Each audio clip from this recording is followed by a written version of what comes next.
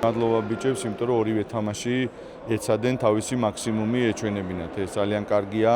მეორე ის რომ კარგია ორივე თამაში მოვიგეთ, კიდე მეტი თავდაჯერება უკვე სექტემბრის ამხანაგურისთვის.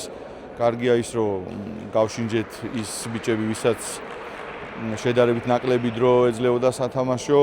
რაღაცა მთლიან სურათს მე დავждებით ხსნელები, დაგვანახებს აუცილებლად, უნდა გავაკეთოთ ისე რომ ის უკვე ბოლოს წინ ამხანაგური თამაში შესარჩევის დაწყებამდე მაქსიმალურად უნდა ვეცადოთ, რომ ის პატარ-პატარა მიკრო შეცდომებიც აღარ გქონდეს.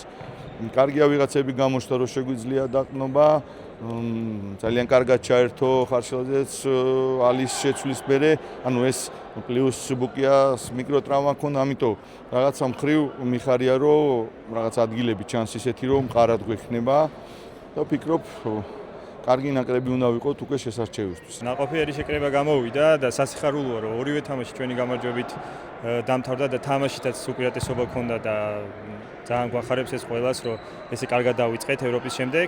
ეს თამაშები ემსახურება მსოფლიოს შესარჩევის მოსამზადებელს და სასიხარულოა, რომ კარი სტარტი ავიღეთ. თამაშებით მაყოფილი დავრჩი ნამდვილად, ორივე თამაში მივაღწიეთ წარმატებას, გამარჯვებას.